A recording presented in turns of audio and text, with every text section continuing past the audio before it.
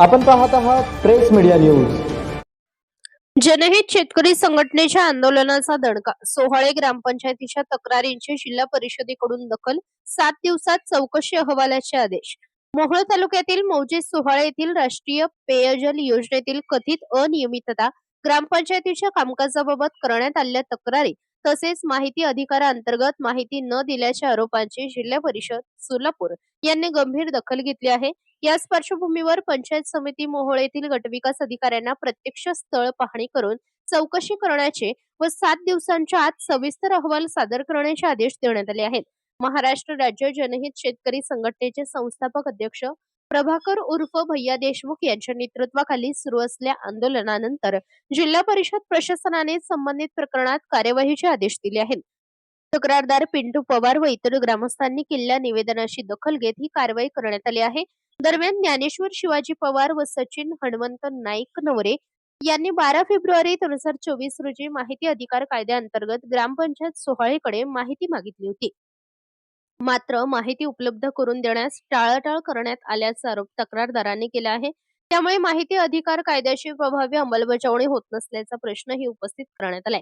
या प्रकरणात ज्ञानेश्वर शिवाजी पवार, सचिन हनुमंत नाईक नवरे, नागेश सुरेश नाईक नवरे, रणजित दत्तात्रय नाईक नवरे, विजय नागनाथ भालेकर, बबन भालेकर, अशोक नाईक नवरे, अमर जगताप, संतोष जगताप, बंडू जगताप, नागेश जगताप, भाऊसाहेब जगताप व पप्पू जगताप यांनी विविध तक्रारी व आंदोलनात सहभाग नोंदवला आहे।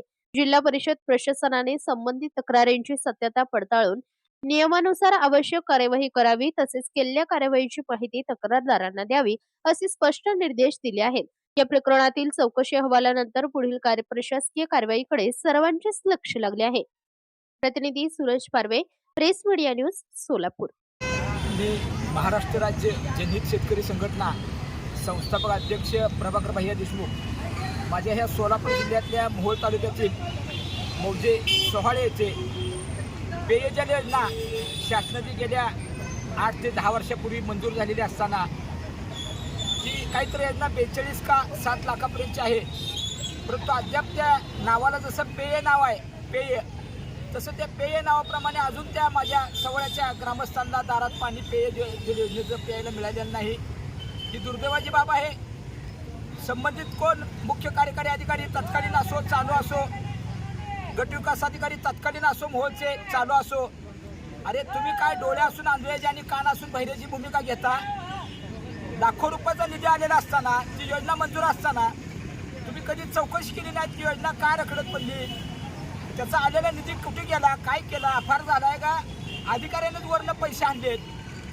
या बाबतीत या ग्रामस्थांच्या तक्रारी आल्यानंतर महाराष्ट्र राज्य जनहित शेतकरी संघटनेच्या वतीनं पिंटू पवार, नागेश, सचिन नाईक नवरे, इतर काय गावातले ग्रामस्थ आहेत, खरं वाईट वाटतं मला। पेयजल योजना ही रखडत ठेवता कामा नये। सध्याचे चालू सरपंच असो, ह्याच्या आधीचे तत्कालीन सरपंच असो, ग्रामसेवक असो, त्यांनी याचा पाठपुरावा करून ती योजना काय रखडत पडलेली आहे? गाव पाण्यापासून वंचित आहे।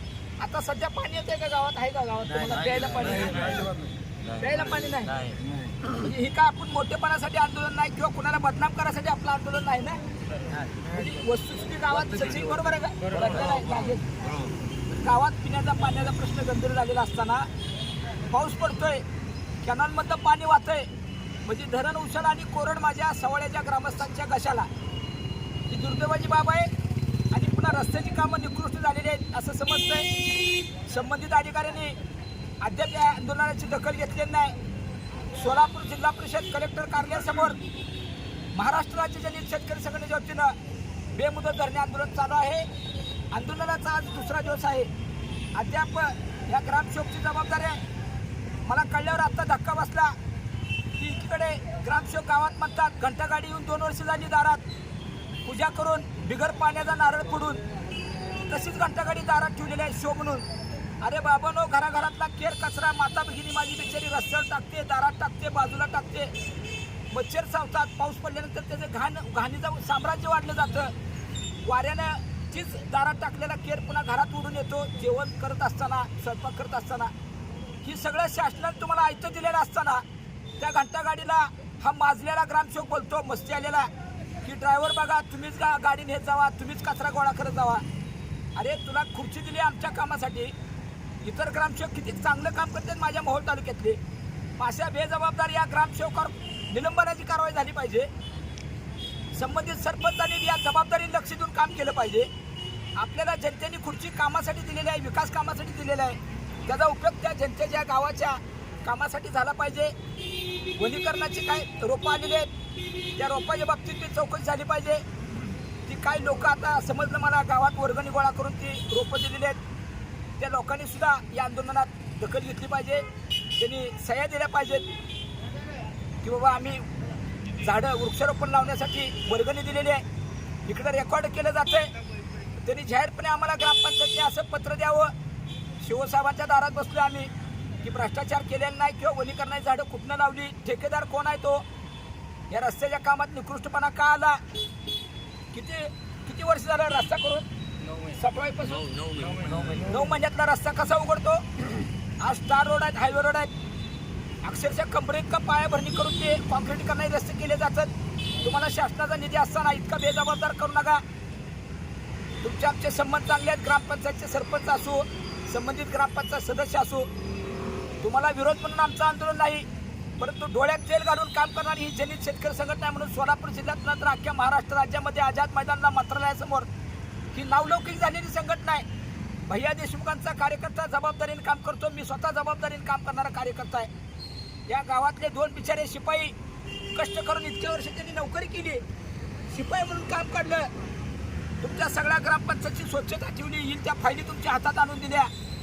त्या बिचाराचा कोर्टाचा आदेश असताना मला वाईट वाटलं की कोर्टाचा आदेश असताना सुद्धा त्यांचं ते पैसे दिलेले नाहीत. जरी जिल्हा परिषदला अधिकार असला तर ग्रामसेवकाची जबाबदारी आहे जिल्हा परिषदमध्ये भेटून पाठपुरावा करून त्या गरिबांच्या लेकराच्या तोंडातलं अन्न पळवलंय, त्यांच्या खात्यावरती पैसे जमा केले पाहिजेत. ती पण आमची मागणी आहे. पेयजल योजनेची चौकशी लावली. आता आंदोलनाचा सोलापूरच्या जिल्हा परिषद कार्यालयासमोरचा 2रा दिवस आहे. आमचा अंत पाहू नका, तातडीने दखल घ्या. वस्तुस्थिती काय आहे ती गट विकास अधिकारी, बीडीओ, ग्रामसेवक, शिवसाहेबांनी या आंदोलनाची दखल घ्यावी. अन्यथा 2 ते 3 दिवस वाट बघून उग्र स्वरूपाचं आंदोलन सुरू. वेळप्रसंगी पोलीस डिपार्टमेंटला रिसर डॉक्टर बाबासाहेब आंबेडकरांच्या लोकशाहीच्या मार्गाने पत्र देऊन, निवेदन देऊन आम्ही कार्यालयाला कुलूप ठोकल्याशिवाय आम्ही गप्प बसणार नाही. याची जबाबदारी नोंद घ्यावी. भैयासाहेब, वृक्ष लागवडीसाठी दरवर्षी प्रत्येक ग्रामपंचायतला सामाजिक वनीकरण आणि वन विभाग झाडं फुकट देते. प्रत्येक ग्रामपंचायतला मोफत देते. तर आता सवाळे ग्रामपंचायतच्या माध्यमातून असं ऐकायला आलं की तिथं एका झाडाचे 1300 रुपये प्रमाणे बिल काढलेलं आहे, असं आम्हाला पण ऐकलेलं आहे. त्याच्या माध्यमातून तुम्हाला काय माहिती आहे का? या संदर्भात आपण चौकशी लावलेली आहे. रिसर माहितीतून महाराष्ट्र राज्य जनित शेतकरी संघटनेचे 8 ते 10 दिवसापूर्वी निवेदन देऊन सगळ्या पोच घेतलेले आहेत, कळवलेले आहेत. त्यांनी वेळ काढूपणा करू नये, जास्त बदनामी होईल. तातडीने यात लक्ष घालून आपलं कर्तव्य पार पाडावं. लोकांनी दिलेल्या विश्वासातून तुम्ही सांभाळावा. आणि घंटागाडीच्या बाबतीत येत्या 2 ते 3 दिवसात जर घंटागाडीचा ड्रायव्हर ग्रामपंचायतनी ऑर्डर काढून त्या ग्रामपंचायत सुशिक्षित बेकार गावात पोरं वनवन हिंडतात बिनाना पाण्याची, त्याला कुणाला तर प्राधान्य देऊन त्या बिचाराला ड्रायव्हर म्हणून नेमणूक करावी. आणि येत्या 2 ते 3 दिवसात घंटागाडीचा उपयोग, दारादारातला कचरा त्या घरातनं घेऊन त्याची विल्हेवाट लावून किंवा त्याचं एक वेगळ्या पद्धतीने त्याचा खत तयार करून तुमच्याच गावातल्या लोकांना, विकास शेतकऱ्यांना. अन्यथा त्या घंटागाडीच्या बाबतीत आम्ही स्वतः बसून त्या गाडीतला माझा कार्यकर्ता दररोज त्या लोकांची सेवा म्हणून दररोज सकाळी कचरा गोळा करण्याचं काम जनित शेतकरी संघटनेचा माझा कार्यकर्ता करेल. मी जाहीरपणे तुम्हाला आव्हान करतोय. तुम्हाला माहिती आहे भैया देशमुखनं जबाबदारी घेतली, आंदोलन घेतलं, त्याची जबाबदारी चौकशी लावल्याशिवाय मी सोडत नाही. मस्ती म्हणून नाही, तुम्ही माझे दुश्मन नाहीत. तुम्ही काम चांगलं करा. जनित शेतकरी संघटना तुमच्या पाठीशी उभा आहे. या 2 निष्पाप शिपायांना तुम्ही न्याय द्या. आमच्या आंदोलनाचा अंत बघू नका, अन्यथा त्याचे परिणाम तुम्हाला भोगावे लागतील. जनहित शेतकरी संघटनेचा, जनहित शेतकरी संघटनेचा या सरपंचाचं करायचं काय, या ग्रामसेवकाचं करायचं काय. भैयासाहेब तुम आगे बढ़ो, भैयासाहेब तुम आगे बढ़ो. आमच्या मागण्या मान्य करा, आमच्या मागण्या मान्य करा.